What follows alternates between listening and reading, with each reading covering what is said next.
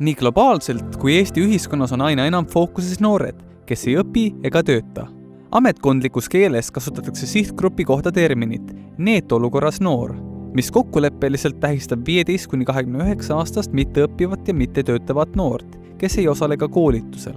Noorte aitamiseks leppisid Euroopa Liidu liikmesriigid 2013. aastal kokku noortegarantii algatuse loomises, millega iga liikmesriik tagab, et 4 kuu jooksul pärast töötuks jäämist või formaalharidussüsteemist lahkumist leiavad kõik alla 29-aastased noored endale sobiliku ja jätkusuutliku tööpakkumise, praktikapakkumise või haridustee jätkamise võimaluse.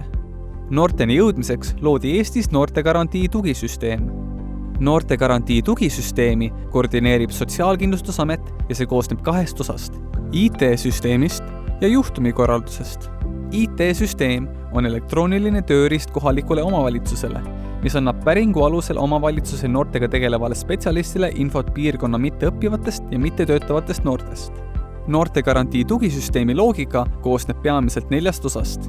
Nooreni jõudmine, võrgustikutöö, noore toetamine ja järeltugi. Võrgustikutöö kaudu toimub noortele vajalikke võimalusi või teenuseid pakkuvate koostööpartnerite väljaselgitamine, kaardistamine ja ühtsetel põhimõtetel noorte toetamine.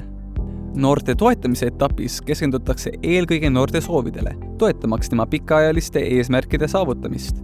Oluline on enne haridustee jätkamist või töö leidmist ka üldine iseenda leidmine, unistama õppimine ja motivatsiooni leidmine. Jätkutoe käigus jälgitakse, et noori satuks tagasi varasemasse olukorda. Tugisüsteemi kaudu on igal aastal jõutud vähemalt 8000 nooreni, kellest reaalselt tuge ja abi on soovinud rohkem kui 2000 noort. Rohkem infot sotsiaalkindlustusamet.ee